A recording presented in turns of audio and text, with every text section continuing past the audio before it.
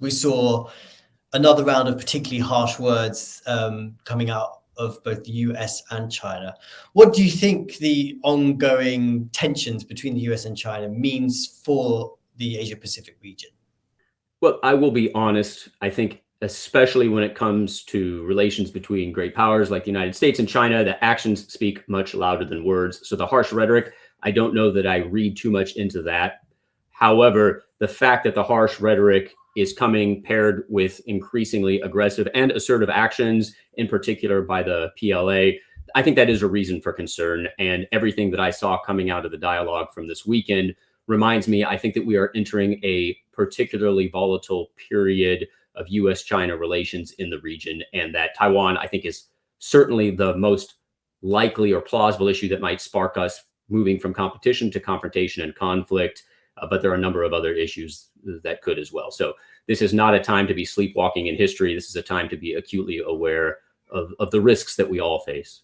What signals do you think there were of how the Taiwan issue between the US and China might play out? I think two things come to mind.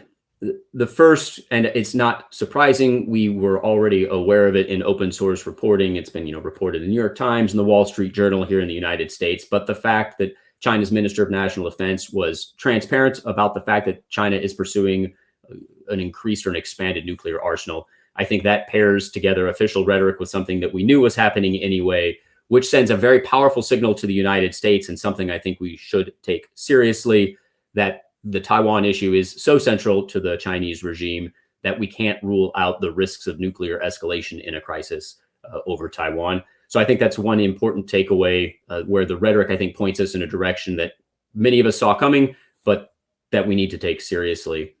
The second issue, I think, that comes out that just gives us some hint of the challenge we may face is the degree to which the Chinese, and we've heard this before, but again, we're emphasizing this sense that the United States is largely behind in supporting independence movements in Taiwan. I, for one, see nothing in Taiwan, and certainly not in this administration, in the Tsai administration, to suggest that that's the truth. To what extent do you think other Asian nations can stay away from the US-China rivalry in the region?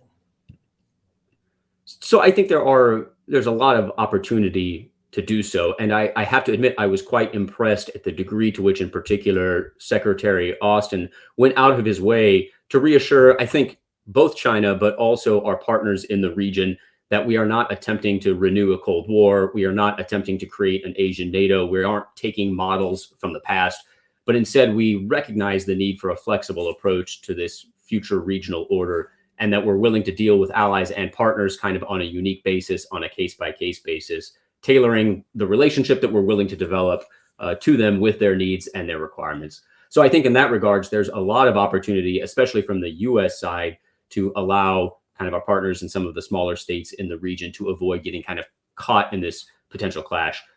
Now, whether China affords the same opportunity or not, I think remains to be seen, and there may be reasons to be skeptical.